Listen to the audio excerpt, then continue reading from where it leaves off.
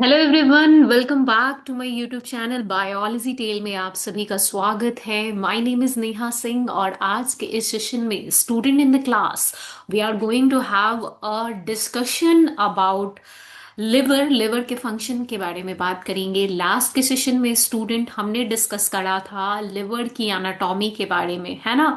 Liver को हमने जाना था वेल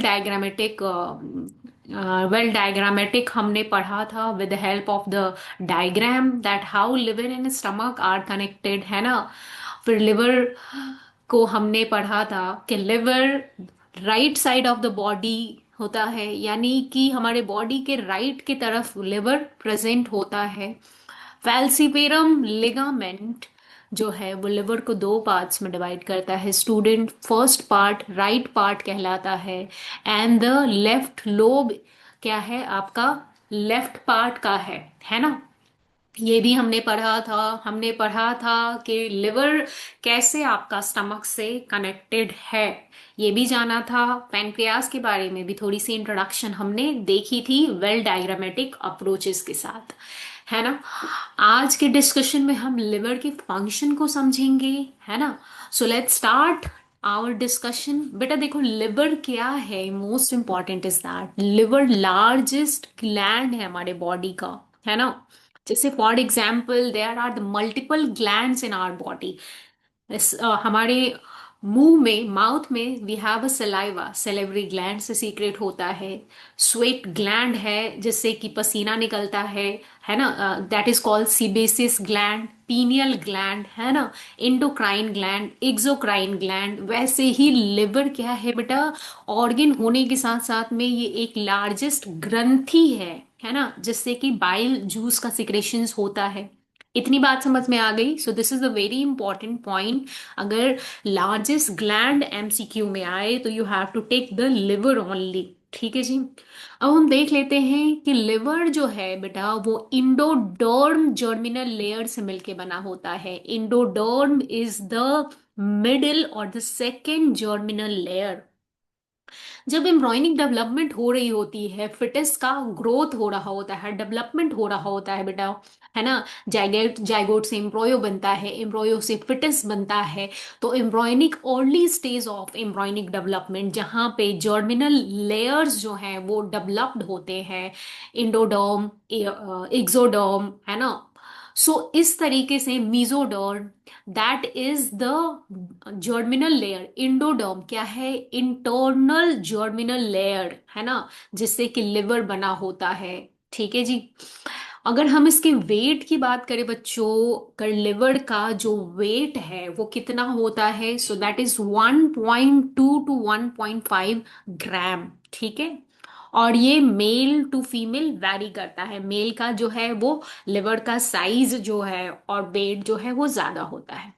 अगर हम बात कर लेते हैं कि लिवर का लोकेशन कहाँ है, तो बेटा लिवर देखो आपका बॉडी के राइट साइड में प्रेजेंट होता है, दैट इज ट्रू, है ना। और ये यहाँ देखो बेटा, liver right side of the body में प्रेजेंट होता है ना। और ये लिवर आपका abdominal cavity, right side of the abdominal cavity, we have the abdominal cavity बेटा, है ना, जिसके राइट साइड में लिवर होता है और इसके नीचे डायफ्राम होता है। सो हमने लोकेशन जान लिया कि लिवर कहाँ प्रेजेंट होता है, right side of the abdominal cavity and below the diaphragm, ठीक है। हमने एक बात और भी यहाँ पे देखा है डायग्राम में कि लिवर को दो लोब्स में डिवाइड करता है, फैल्सीपेरम लिगामेंट, है ना। So it is divided into two lobes by falciform ligament, ठीक है जी। लिवर जो है ना, that is made up of a tissue. कौन से टिश्यू से मिलके बना आता है, that is also important. It is also important कि वाइट फाइब्रस कनेक्टिव टिश्यू से मिलके बना होता है, ठीक है। इतनी बात क्लियर है लिवर के बारे में। ये जो भी मैंने इंपॉर्टेंट पॉइंट्स बताए आपको, that is really important. MCQ based ये क्वेश्चन बन सकते हैं। So I will advise you to to remember और नोट इट डाउन, ठीक है। लेफ्ट लोब जो होता है बेटा वो आपका 2/5 पार्ट होता है लिवर का। लिवर अगर मान लो कि आपका आपका फाइव है ना, ये पूरा फाइव पा है, तो इसमें टू फिफ्थ पार्ट पार्ट जो है वो लेफ्ट साइड का होगा, और बाकी राइट लोब जो होता है वो आपका बड़ा होता है, which is the three fifth part. अब यहां से देख लेते हैं, ये जो राइट लोब है ये कितना हो गया, 3/5 part of the entire liver, और लेफ्ट पार्ट क्या हो गया, 2/5 by the entire part of liver. इतनी बात समझ में आ गई। तो आपका बड़ा क्या होता है, विच लोब इज लार्जेस्ट, तो राइट लोब आ जाएगा, ठीक है, जो कि 3/5 पार्ट ऑफ द लिवर होता है। ठीक है, इतनी बात समझ में आ गई। अब मोस्ट इंपॉर्टेंट हम डिस्कशन कर लेते हैं लिवर के फंक्शन के बारे में, है ना। आखिरकार लिवर का काम क्या है, ये हमारा लार्जेस्ट ग्लैंड है ना, मोस्ट इंपॉर्टेंट ऑर्गन भी है डाइजेस्टिव सिस्टम का, है ना, जिससे कि डाइजेशन होता है, बाइल जूस का सिक्रेशन होता है। तो पहला मोस्ट इंपॉर्टेंट फंक्शन है कि secretions and synthesis, bile juice का सिक्रेशन भी होता है, और साथ साथ में बाइल जूस जो है वो लिवर बनाती भी है ना, that is the most important point. ठीक है, ये भी आप लिख लो। The second part is the carbohydrate metabolism. आपको यहाँ पे ध्यान से सुनना होगा कि लिवर जो है वो कार्बोहाइड्रेट के मेटाबॉलिज्म यानी कि ब्रेक डाउन और कन्वर्जन में मोस्ट इंपॉर्टेंट रोल प्ले करती है। कैसे बेटा, ये देखते हैं। ये जो चार मैंने जो पॉइंट लिखे हैं with the red colour, you have to be focus, ध्यान से देखो। पहला क्या कहला रहा है, ग्लाइकोजेनेसिस। ग्लाइकोजेनेसिस कहने का मतलब ग्लाइकोजेन, और नेसिस, सेसिस का मतलब होता है ब्रेक डाउन, यानी ग्लाइकोजेन जो है वो आपका बाय प्रोडक्ट हो जाएगा। कहने का मतलब जब हमारी बॉडी में, है ना बेटा, जब हमारी बॉडी में एक्स्ट्रा ग्लूकोज हो जाता है, जैसे फॉर एग्जाम्पल, है ना, हमने बहुत क्या हुआ, हमारी बॉडी को जितनी ग्लूकोज की जरूरत है वो हम हमारी बॉडी ने उसको यूज करा। अब जो एक्स्ट्रा ग्लूकोज है वो क्या हो जाएगा, that will be converted into the glycogen. क्या हमें कन्वर्ट हो जाएगा, ग्लाइकोजन, यानी एक्स्ट्रा ग्लूकोज जब ग्लाइकोजन में टूट जाता है, ये बन जाता है ग्लाइकोजन। इस प्रोसेस को क्या कहते हैं, ग्लाइकोजिनोसिस, यानी कि synthesis of glycogen from the glucose, extra glucose, that is called glycogenesis. अब ये ग्लाइकोजन जो है बेटा वो लिवर में भी स्टोर्ड होता है और मसल्स में भी स्टोर्ड होता है ना। मसल्स भी क्या करती है, ग्लाइकोजन को स्टोर करके रखती है। And the second point is that glycogenolysis, glycogenolysis, यानी कहने का मतलब अब जो ग्लाइकोजन जो है वो टूट जाएगी ग्लूकोज में।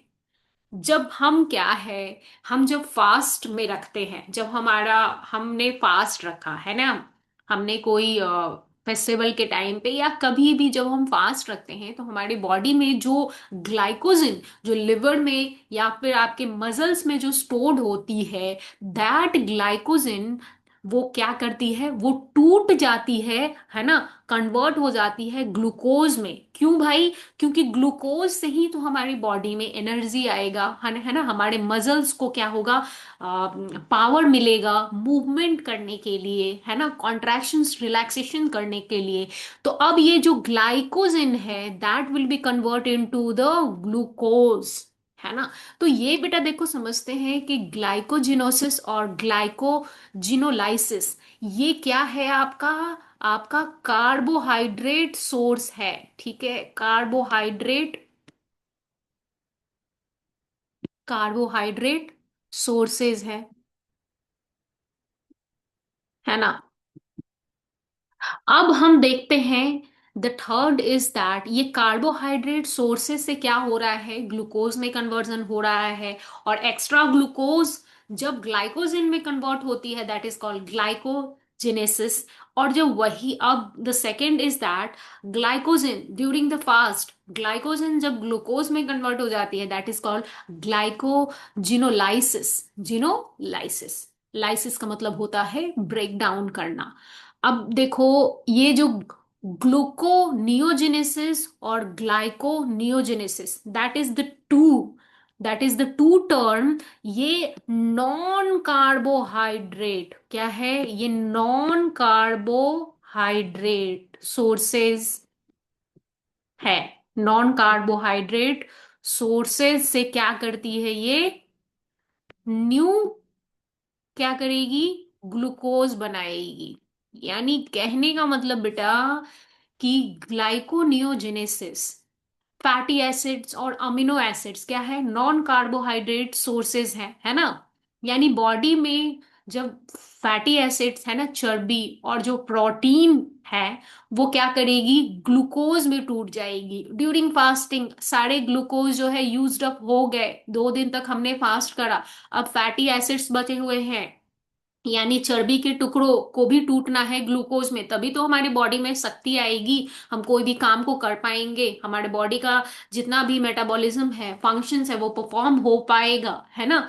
तो अब जो फैटी एसिड्स और जो अमीनो एसिड्स है, ये क्या है, नॉन कार्बोहाइड्रेट सोर्सेज है, जिससे नया ग्लूकोज बनेगा, न्यू ग्लूकोज बनेगा। That is process is called gluconeo. Neo का मतलब होता है न्यू, है ना। न्यू शुगर का फॉर्म होगा नॉन कार्बोहाइड्रेट सोर्सेज से, दैट इज कॉल्ड ग्लूकोनियोजेनेसिस।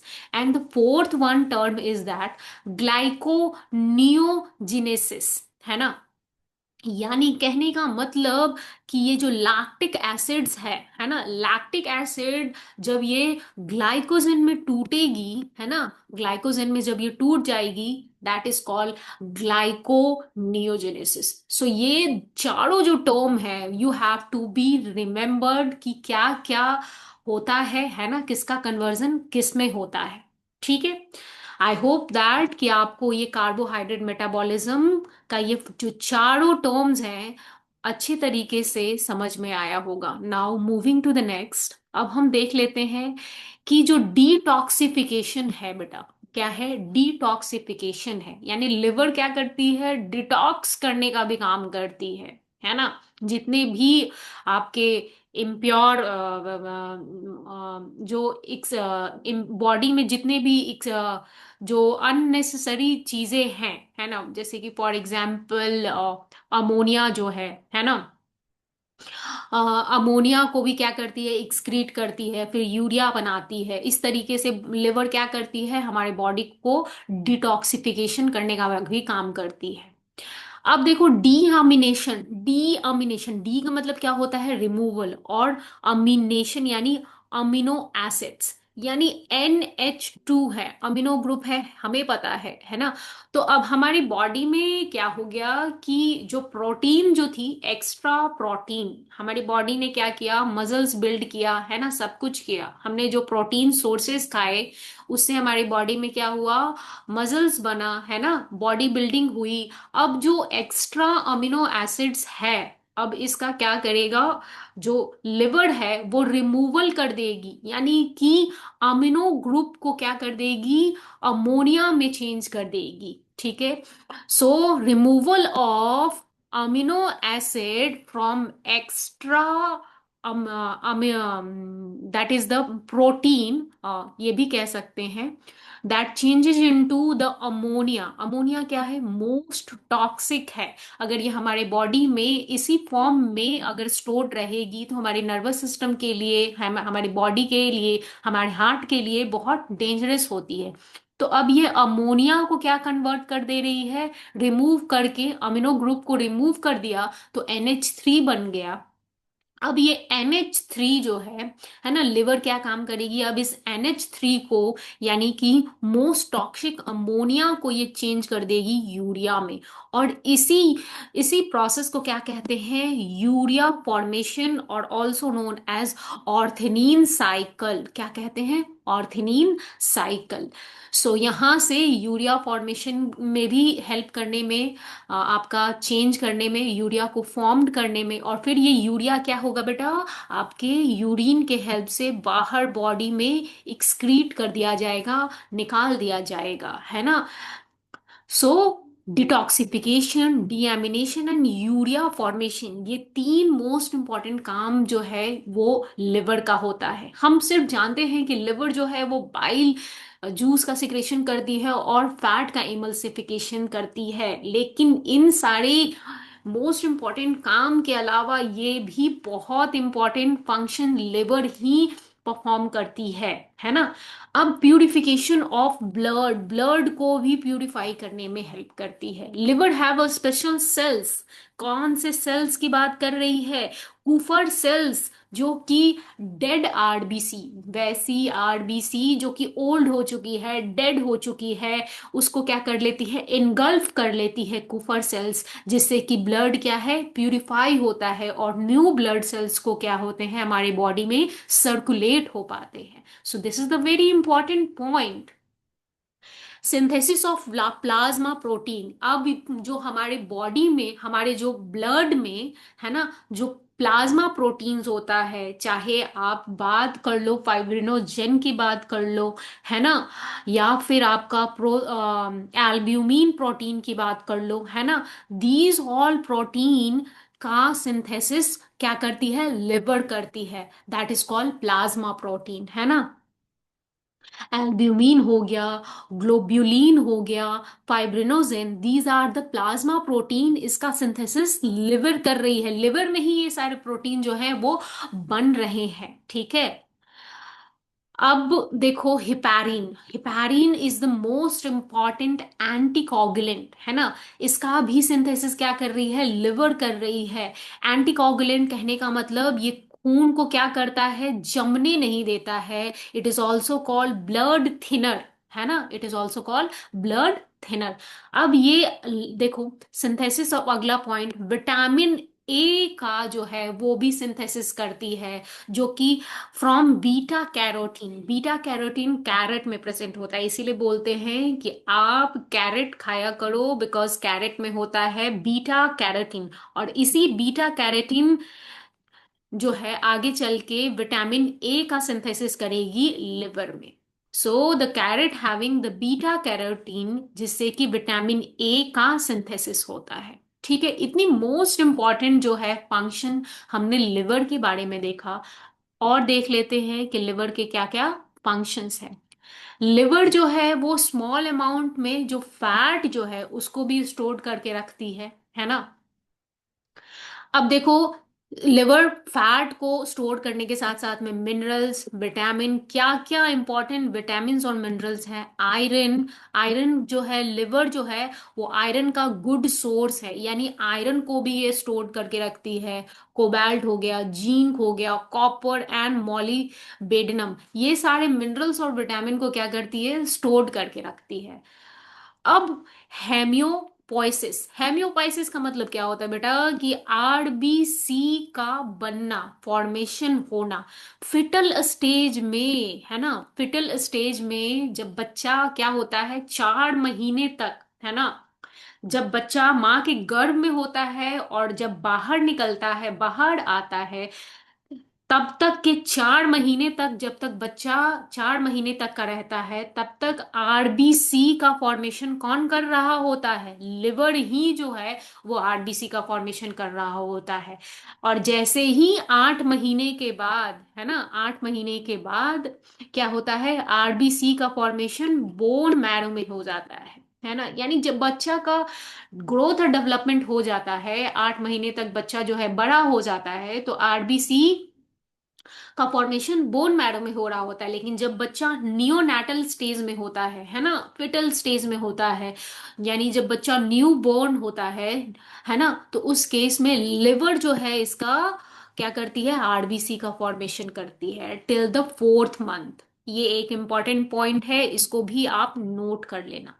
अब हम देख लेते हैं बाइल जूस, है ना, बाइल जूस का कॉम्पोजिशन देख लेते हैं, इसका सिक्रेशन देख लेते हैं और इसके पीएच के बारे में जान लेते हैं। हमें पता है बेटा कि लिवर जो है वो क्या करती है, बाइल जूस का सिक्रेशन करती है, और लिवर के जो सेल्स हैं वो कहलाते हैं hepatocytes, hepatocytes. Hepatology is the study of liver. Hepat का मतलब ही होता है लिवर, और सिस्ट का मतलब होता है सेल्स, यानी कि हिपैटोसिस्ट जो है वो लिवर के सेल्स जो कि बाइल जूस का सिक्रेशन कर रहे हैं, और ये गॉल ब्लैडर में बाइल जूस क्या होती है, स्टोर्ड होती है, और इसी गॉल ब्लैडर से क्या होता है, जब भी जरूरत होता है बाइल जूस सीक्रेट हो जाता है। ठीक है। अगर हम लिवर के पीएच की बात करें तो 7.4 टू 7.6, यानी कि एल्कलाइन इन नेचर। लिवर में से जो बाइल जूस निकल रहा है उसका पीएच एल्कलाइन होता है। डेली कितना सिक्रेशन होता है, 500 ml टू 700 ml इसका डेली का सिक्रेशन होता है, फूड को क्या करने के लिए, आपका डाइजेशन में हेल्प करने के लिए। ठीक है जी। अगर हम कॉम्पोजिशन की बात करें बच्चों, तो कॉम्पोजिशन लिवर का जो बाइल जूस है उसमें 98% तो वाटर होता है, इसीलिए वाटर का इनटेक बहुत जरूरी है। ठीक है। 98% H2O होता है।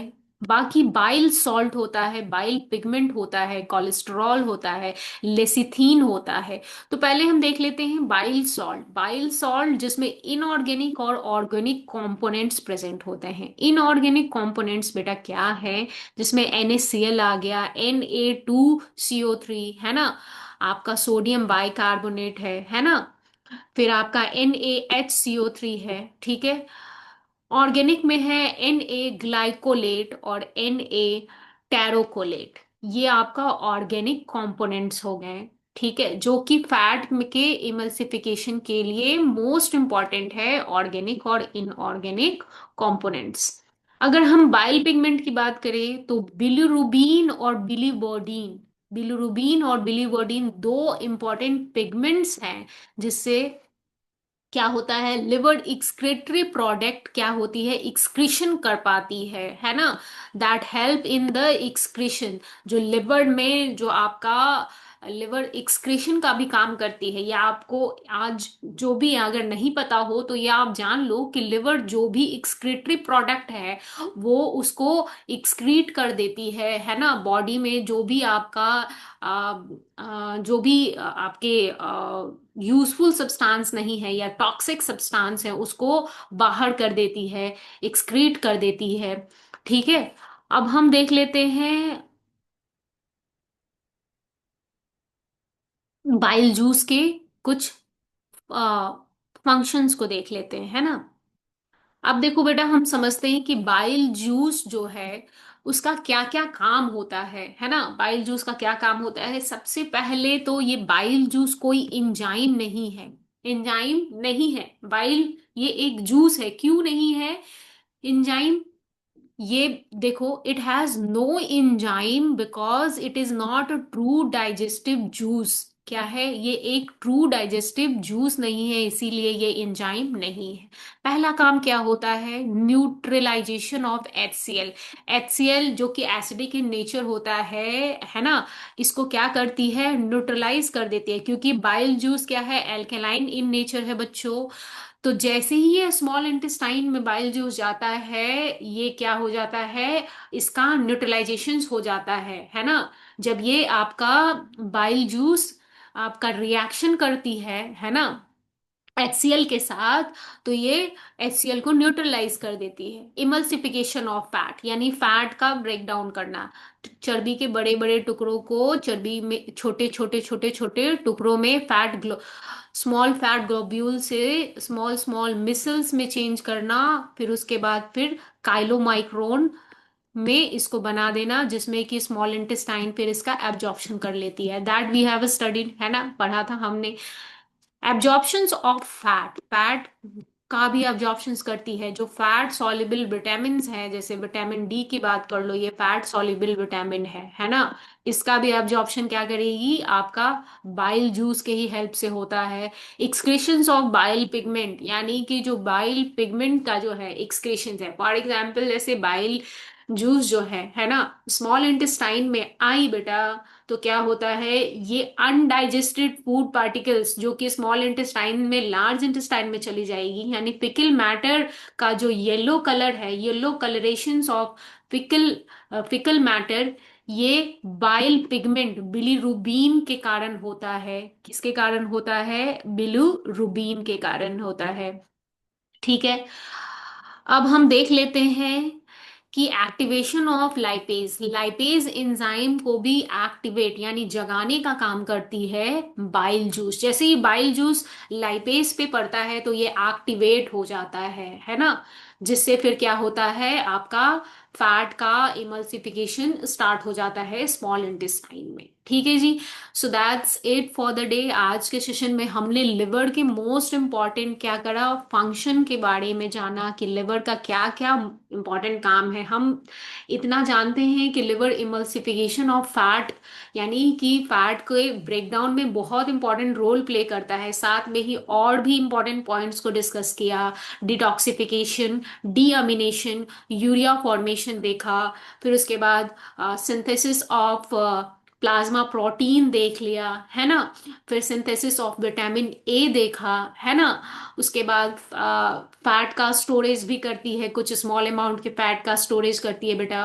फिर साथ में विटामिन और मिनरल्स को भी स्टोर करके रखती है। होम्योपाइसिस यानी कि फिटल स्टेज में टिल 4 मंथ तक ये क्या करती है, आरबीसी का सिंथेसिस लिवर ही कर रही होती है, और 8वें महीने के बाद बोन मैरो इसका आरबीसी का फॉर्मेशन स्टार्ट कर देती है। बाइल जूस के हमने कंपोनेंट्स देखे, है ना, सिक्रेशंस देखे, सिंथेसिस देखे, है ना, और उसके फंक्शंस को भी जाना है। सो that's it for the day. आज के सेशन में हमने मोस्ट इंपॉर्टेंट डिस्कशन किया है। आई होप आपको ये सेशन अच्छा लगा हो। अगर कोई भी क्वेरी हो इस सेशन से रिलेटेड या फिर जो भी हमने आगे पढ़ा है उससे रिलेटेड, तो आप अपनी क्वेरी को कमेंट सेक्शंस में डाल सकते हैं। Okay, so that's it for the day. Let's meet in the next session. Till then, bye bye, take cares, and have a nice day.